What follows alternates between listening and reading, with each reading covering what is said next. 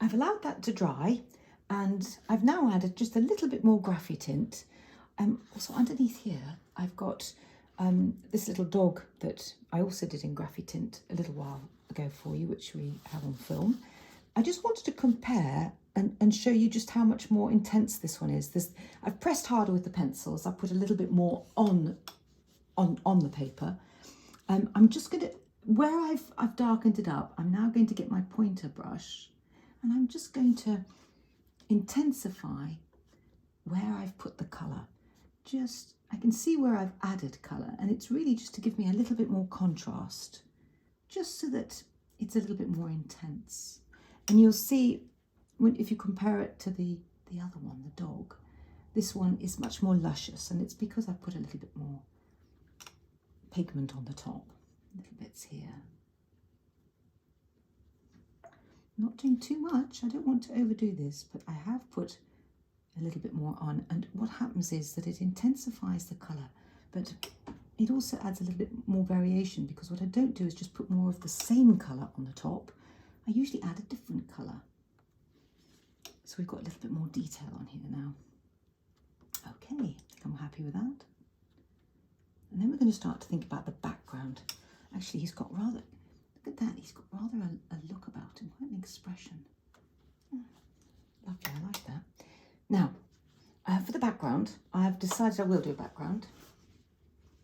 I've got a little piece of paper here, and what I tend to do with backgrounds is I think about how it's going to look, and I trial it on a little piece of paper. So I'm going to use the Country Olive.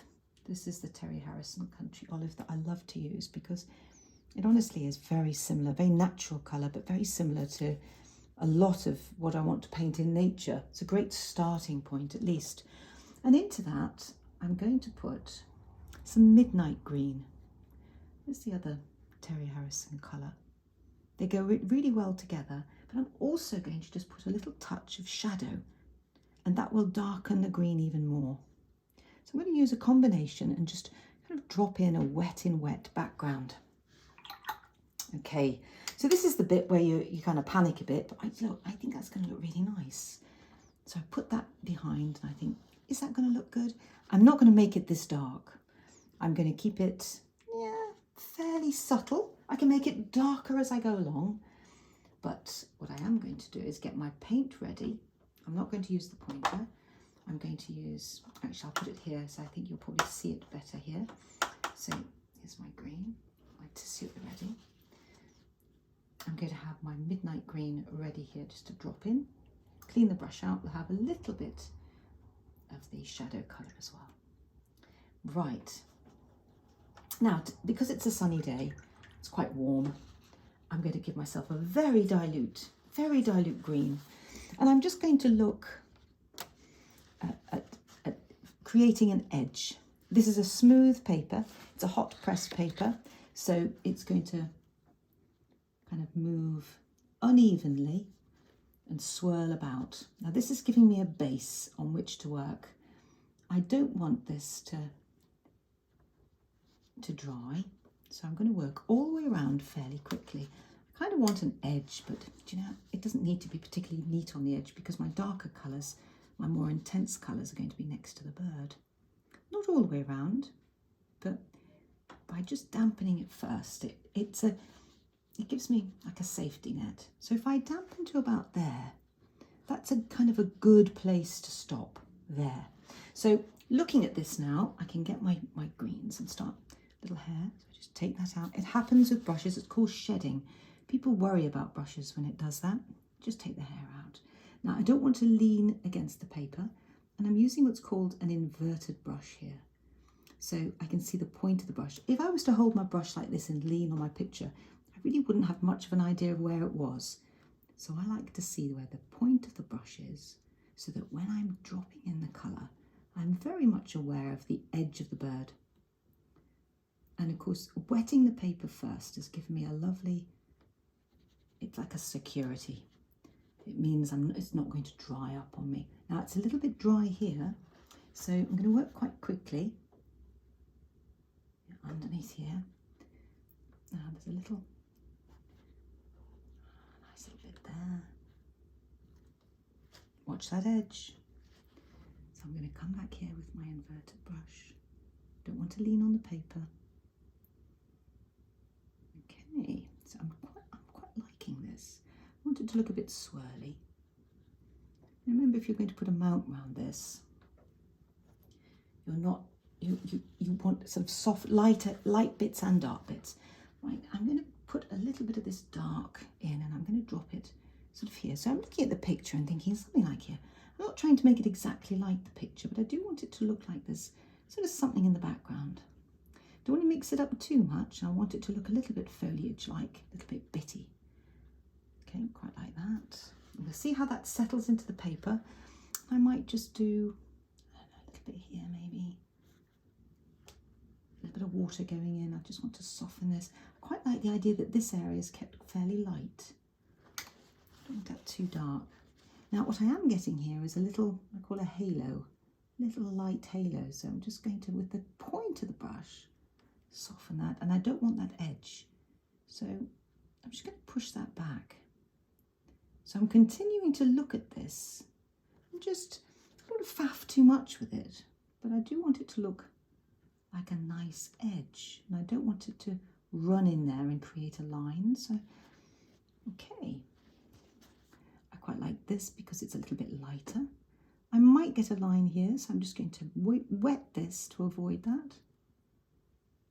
Yeah, I like that. That's looking quite nice. Don't worry about this bit.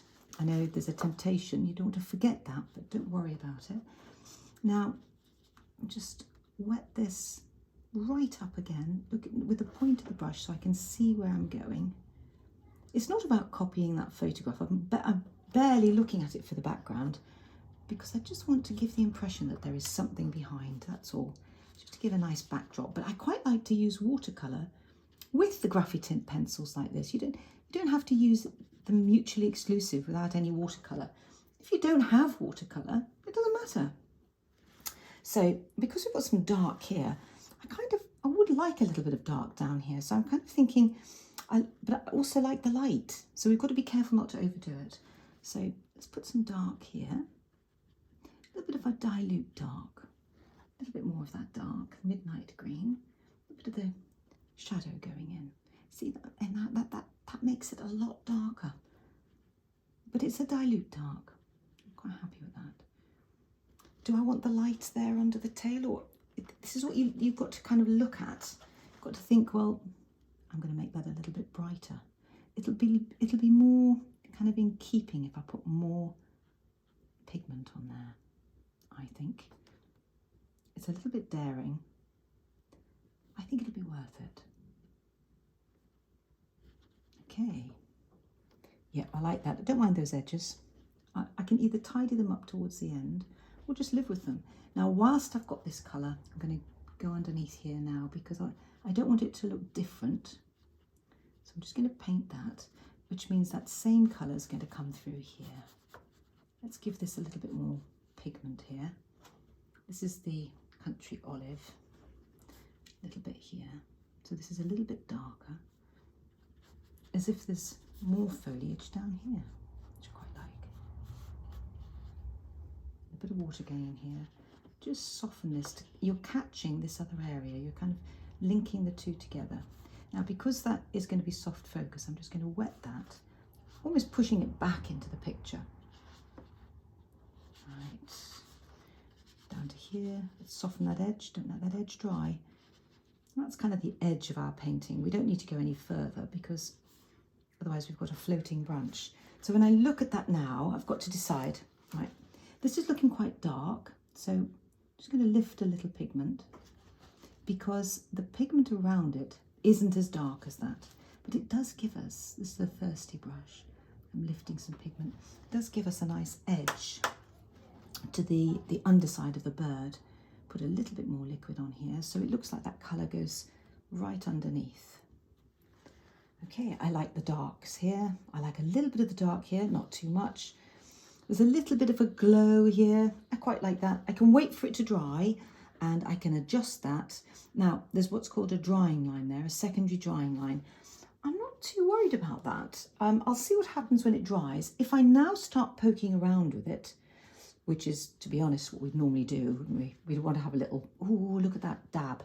I'm going to leave that, and when it's completely dry, with a damp brush, I might just touch that edge and get rid of it, camouflage it.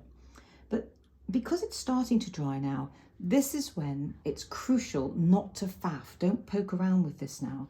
So I'm quite happy with that. I'm going to let it dry, have another look at it, and I'll probably leave it, but I could make it darker under here and put another little wash on the top. Failing that, I'm quite happy just to leave it.